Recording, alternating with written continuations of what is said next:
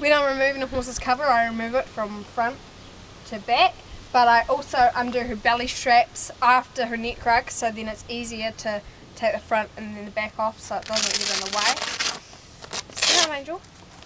Stand up. Good girl.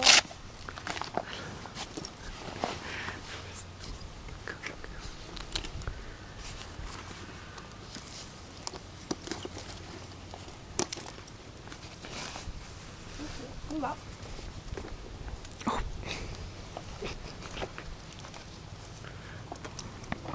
I keep my hand on her while I'm walking around behind her so she knows I'm here. Okay, stop it.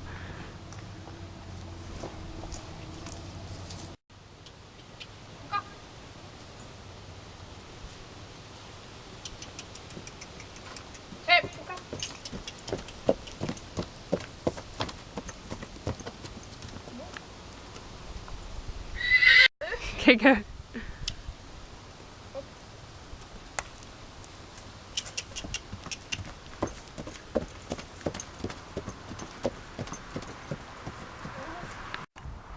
This is a video of Tabitha's respiration rate. 1,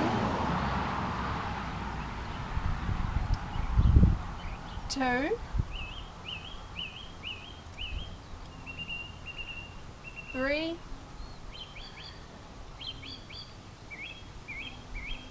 4,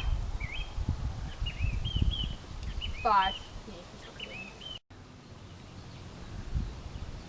Right. This is me doing Tabitha's pulse rate. I will start my watch now.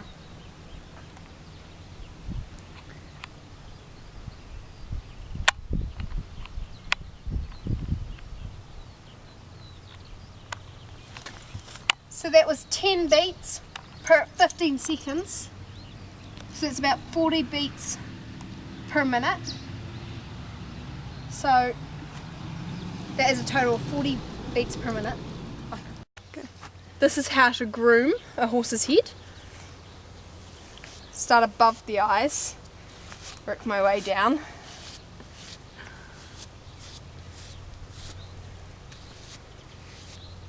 And I just carry on down until I've got rid of all the grime.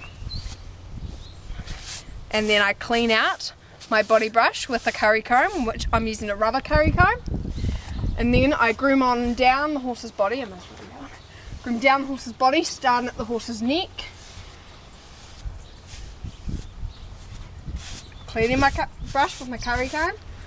Carrying on down.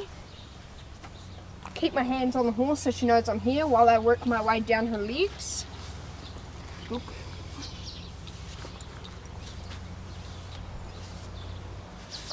Cleaning my brush with my curry comb. Carrying on down. Then I start back up. Horse's body. Moving down along the side. Making sure I clean my brush with my curry comb.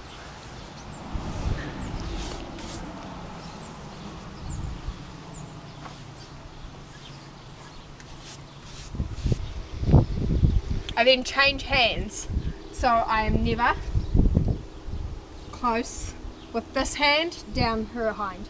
I carry on moving up. So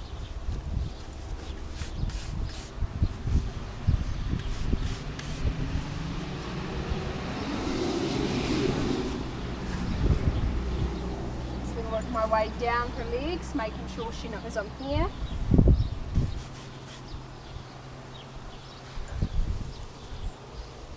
And that is how you clean a horse's body. Yeah. How to groom a horse's tail: you stand at the side and you gently let segments out, brushing it with good strokes. You're actually easier to brush it onto the horse's back leg so they know that you're there at all times, and you can get a good grip on the tail, especially if there are any shots. And you get a little bit worried when your horse is a little bit upset. I think it's the paper. You stay at the side so you're not in any danger of being kicked at all. And the closer is the better. Can you please keep an eye on her? Closer is the better, so you don't have to, they can't kick you as easily. Just gently letting it out, segment by segment, getting a good stroke on through it.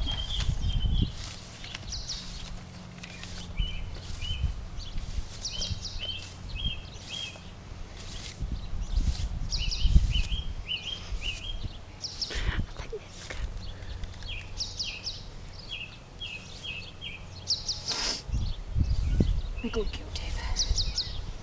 Using some here. So removing any hair that gets in your brush. Okay. How to pick up a horse's hoof is generally slide your hand down, making sure they know you're there. Ask her nicely, Tab, lift up, pop up. Good girl. And then with that, I then pick down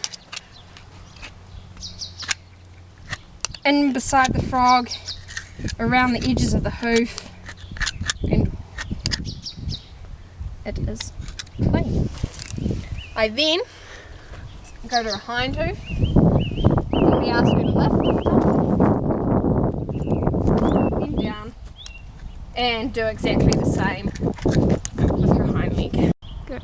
How to clean her eyes and nostril, where you can use the same cloth as long as you go eyes to nostril first. So just wipe gently above, making sure you don't get any grime into the eye, and then with the same cloth, because I haven't gone from nostril to eye, you can then just wipe in and clean out around the nostril. Using a different cloth to that of which you cleaned out her nose and eyes with, I choose to use a different colour completely so I know the difference. I stand at the side just like I was going to clean the tail when I was brushing the tail.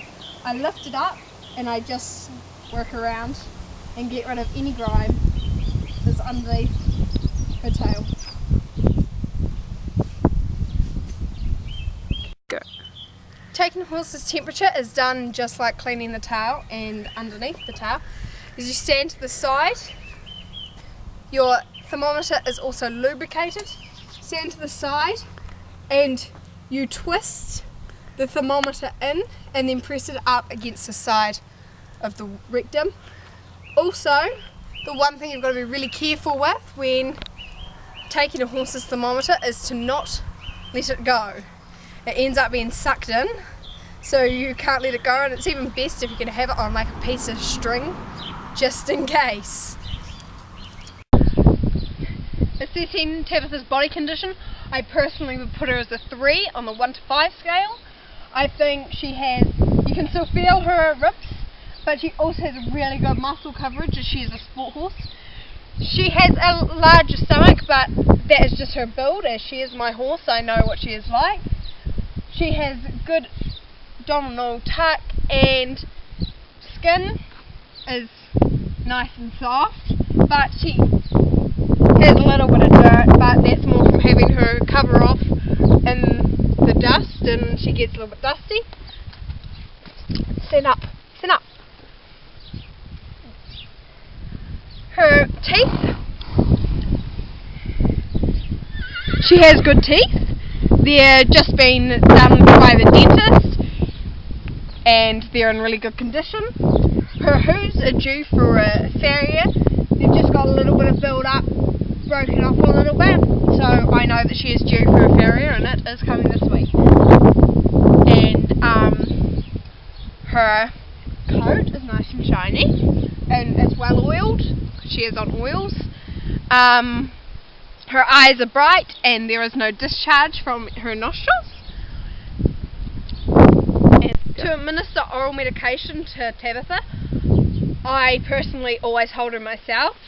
I get my thumb in underneath her lip and I just syringe it in. Lift up her head so she doesn't get any out, but as it's just water it kind of just falls out. To administer topical medication, this here is horse liniment. As she is a competing horse and she's just been worked, it's a good idea to put liniment on. I just work gradually from the top, don't get down too low, and I just apply it just like so, and it just cools down, release. If I was to remove bot eggs, which is highly unlikely in this climate, we don't normally get bots laying eggs on the horse's legs, especially at this time of year, I would use a bot knife. However, in this film I am using a hoof pick. I would bend down and normally they're on the lower leg, so I would just gradually just pick them off.